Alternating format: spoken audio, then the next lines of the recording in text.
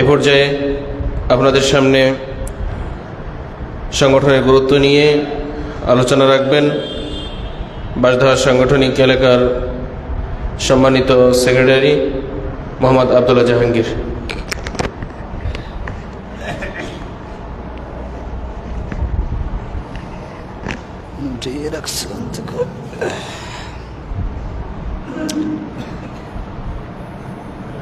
আসসালামু আলাইকুম ওয়া রাহমাতুল্লাহি ওয়া বারাকাতুহু।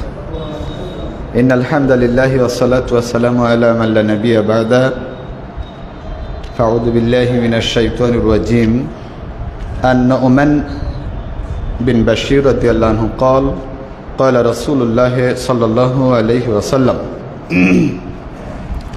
الجماعة رحمة والفرقة عذاب رواه أحمد।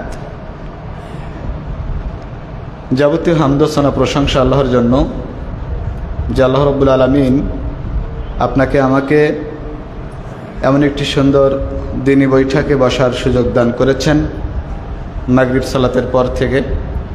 সে জন্য আল্লাহ পাকের বারগাহে আমরা সকলেই শুকরিয়া তান তেলাওয়াত করি আলহামদুলিল্লাহ। সকলে বলুন আলহামদুলিল্লাহ। যাবতীয় দরুদ ও সালাত তার প্রিয় নবী, শেষ নবী মুহাম্মদ রাসূলুল্লাহ সাল্লাল্লাহু আলাইহি ওয়াসাল্লামের জন্য। আপনারা সবাই কেমন আছেন? বারদাহা বাজার মসজিদের প্রোগ্রামগুলি আমরা হতাশ হই যখন প্রোগ্রাম দেই, মানে ঘোষণা দেওয়ার পরে মুসাল্লির সংখ্যা যদিও কিছু থাকে, বসে কম। তো আলহামদুলিল্লাহ আজকের আমাদের যা হোক বিভিন্ন শাখা থেকেও এসেছে, অনেক মেহমান বৃন্দ আমাদের আছেন এবং আমাদের স্থানীয় অনেক ভাইকে আমরা দেখতে পাচ্ছি, মুরব্বীদেরকে দেখতে পাচ্ছি আলহামদুলিল্লাহ। আসলে আজকের সংক্ষিপ্তভাবে আমরা আমাদের প্রোগ্রাম সারব। এশা যেহেতু 7:50, আমাদের প্রধান আলোচক, তাকেও সময় দিতে হবে পর্যাপ্ত, যেহেতু তিনি একজন ভালো তুখোড় আলোচক বলবো আমরা, ছন্দবাদী বক্তা। তার কাছ থেকে আমরা মূল্যবান আলোচনা শুনবো। আমাদের সভাপতি সাহেব, তিনিও মানে বলা যায় একটা বিশিষ্ট বাগ্মী, বড় বাগ্মী, তার কাছ থেকে আমরা শুনবো। তো আমি আপনাদের সম্মুখে একটা ছোট্ট হাদিস বলেছি। এই যে আমার জামাই বলছিলেন যে কর্মীদের স্তর কয়টি বলছিলেন যেন একটু, কয়টি? 3টি, তাই না? প্রথম কি? প্রাথমিক সদস্য, আর দ্বিতীয় হচ্ছে সাধারণ পরিষদ সদস্য, আর তৃতীয় হচ্ছে কেন্দ্রীয় পরিষদ সদস্য।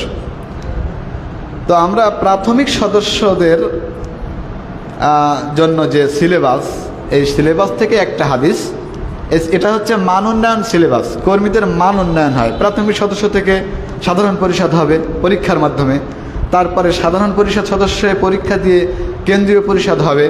আমরা 3বার পরীক্ষা দিয়েছি, আলহামদুলিল্লাহ একবারও পাশ করি নাই, মানে লিখিত পাশ করেছি, কিন্তু ভাইভাতে গিয়ে আমিরে জামাতের কাছে গিয়ে আর টিকিনি। আবার চেষ্টা করছি ইনশাল্লাহ, ওনার সামনে গেলে এমনি ভয় হয়। তারপরে যদি ভালো পড়াশোনা হয়, আমার জামাই এবার গোটা বাংলাদেশের মধ্যে ফার্স্ট হয়েছে আলহামদুলিল্লাহ বলেন। ওই যে মাস্টার আনিসুর রহমান একটা খুতবা বললো না বক্তব্য, উনি হচ্ছেন আমিরে জামাতের ক্লাস ফ্রেন্ড, গালিব সাহেবের ক্লাস ফ্রেন্ড। তো একজনই বাংলাদেশে পাশ করেছে, তিনি হচ্ছেন আলহামদুলিল্লাহ আমাদের সাতক্ষীরার গর্ব। উনি বলছেন আমিরে জামাত, আনিসুর তুমি আমার মান বাঁচাইছ। তখন পাশ করেছে যে আমার বন্ধু, আবার সাতক্ষীরার মানুষ। আমরা ছিলাম ওই বইটাকে, আমরা 20-22 জন পরীক্ষার্থী ছিলাম, তো আমরা কেউ পাশ করি নাই, উনি পাশ করেছে আলহামদুলিল্লাহ।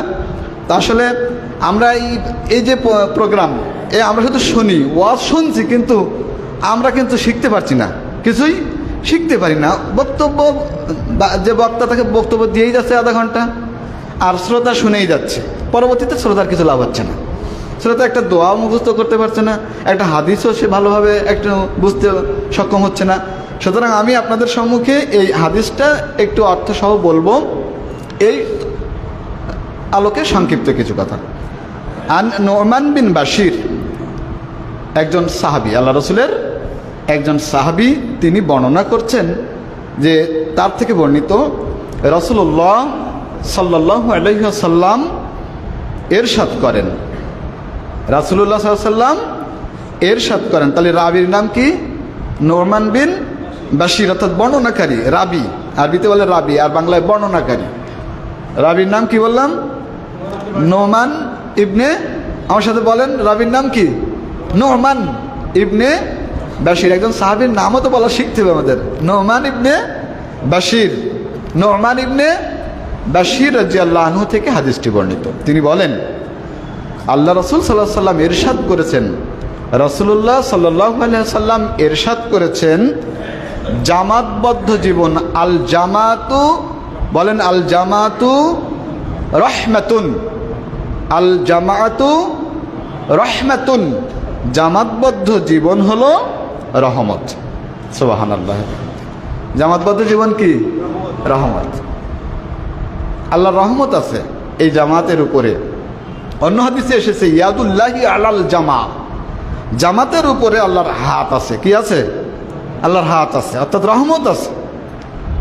আল্লাহর সাহায্য নুসরাত এই জামাতের উপরে আছে। সেই জামাত কোন জামাত?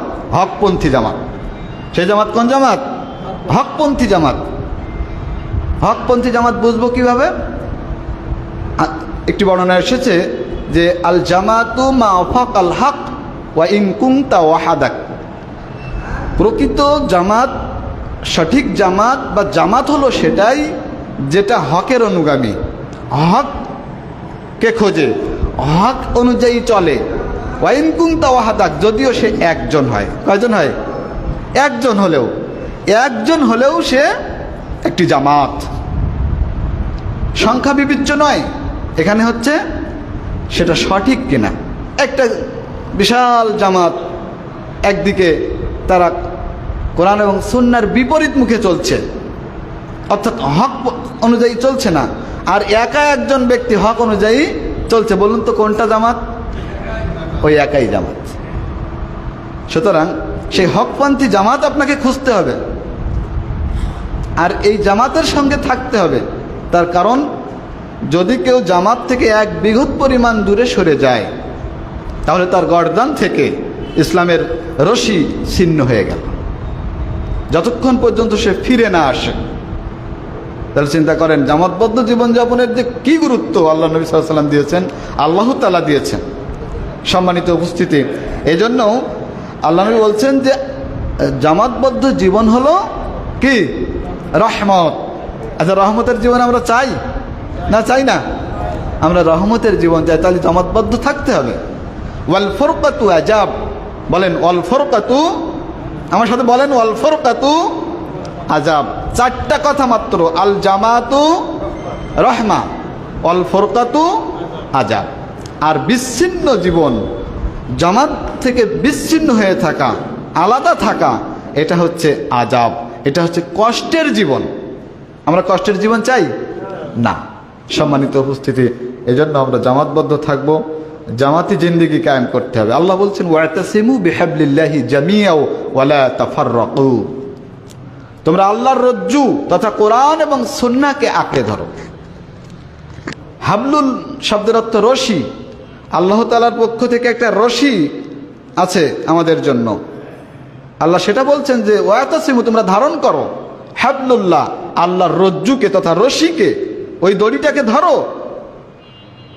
জামিয়া, একত্রে মিলেমিশে। আজকের এখানে যদি একটা আমরা সবাই মিলে এই দিনে বৈঠকে বসেছি, বিধায় তো আমরা আল্লাহ রসুলের কথাগুলি শুনতে, বুঝতে, জানতে পারছি। আমাদের এই দাওয়াতি কাজ করাটা সহজ হচ্ছে। আল্লাহ তাআলা তাই বলছেন যে তোমরা আল্লাহর রজ্জুকে ধারণ করো একত্রে, সম্মিলিতভাবে। যেমন একটু আগে বলছিলেন যে শক্তি, এটা প্রয়োজন রয়েছে। আজকের মুশরিক যারা, বেদাতি যারা, তারা কিন্তু হকপন্থীদেরকে কোণঠাসা করে রাখার জন্য চেষ্টা করবে, এটাই স্বাভাবিক। হকপন্থীদেরকে তারা সহ্য করতে পারে না, তাদেরকে সুযোগ পেলেই একটু চেপে দিবে। সুতরাং আপনাকে বলিষ্ঠ হতে হবে না? আজকে সংগঠনের ব্যাপারে অনেক বিরূপ মন্তব্য মানুষের, কিছু কিছু মানুষের মধ্যে পাওয়া যায়। সংগঠন যদি না থাকে তাহলে সমাজ সংস্কার করা দুরূহ ব্যাপার। সমাজ সংস্কার করতে হলে অবশ্যই সংঘবদ্ধ প্রচেষ্টা, অর্থাৎ জামাতবদ্ধ প্রচেষ্টা লাগবে। একাকী একটা সমাজ সংস্কার করা আদৌ সম্ভব নয়। এজন্য আমরা এখানে বসেছি। আজকের এখানে শাখা গঠন হবে ইনশাল্লাহ। এই বায়দা বাজার বা আশপাশ যে বলয় রয়েছে, বিভিন্ন গোত্র রয়েছে, পাড়া রয়েছে, সেগুলো সেই মানুষগুলোর মধ্যে আমাদের দাওয়াতি কাজ করতে হবে। একজন মানুষ সালাত আদায় করে না, তাকে 5 ওয়াক্ত সালাতের নির্দেশ বা দাওয়াত দিতে হবে। একজন মানুষ শিরিক করছে, হাতে একটা তাবিজ বেঁধে আছে কিংবা একটা মানে গাছ লতা বেঁধে আছে, তো আপনার সামনে আছে, আপনি কিছুই বলছেন না, এটা হবে না। আহলে হাদিসরা হবে সংস্কারমুখী। যখনই কোনো অন্যায় দেখবে তখনই যদি সাধ্য থাকে হাত দিয়ে বাধা দিবে, তা না হলে মুখ দিয়ে জবান দিয়ে এটাকে প্রতিহত করবে, বাধা দিবে, ওটাকে নিষেধ করবে যে বাবা ওটা করা যায় না, ভালোভাবে বুঝিয়ে তাকে বলতে হবে যে এটা শিরিক, ওটা করলে তার জন্য জান্নাত হারাম হয়ে যায়। এমনিভাবে যদি আমরা দাওয়াতি কাজ করতে থাকি, ইনশাল্লাহ একটা পর্যায়ে শাখা থেকে এলাকা, তাহলে আস্তে আস্তে এই সমাজটা সুন্দর হয়ে যাচ্ছে না? আমাদের সাকিব ভাই সাতক্ষীরা এসে বলেছিলেন গত জেলা সম্মেলনে সাতক্ষীরাতে, যে আমরা শুধু সরকারের দোষ দেই, যে সরকার খারাপ, সরকার খারাপ। যে দেশের জনগণ ভালো না, সে দেশের সরকার কখনোই ভালো হতে পারবে না। কারণ এখান থেকেই তো সরকার আসবে, জনগণের মধ্য থেকেই তো সরকার আসবে। সম্মানিত উপস্থিতি, এর জন্য আমাদেরকে ভালো হতে হবে, আমাদেরকে আকীদা আমলের সংশোধনের জন্য চেষ্টিত হতে হবে। আর এটা ব্যক্তি জীবন থেকে শুরু করতে হবে, তারপরে পারিবারিক জীবন, সামাজিক জীবন। এমনি করে আস্তে আস্তে যদি আমরা আমাদের পরিবর্তন, আমাদের সংস্কার না আনি, তাহলে একটা জাতি যতক্ষণ পর্যন্ত নিজেদের ভাগ্য পরিবর্তনে ব্রতী না হয়, আল্লাহ তাআলা তার ভাগ্য পরিবর্তন করেন না।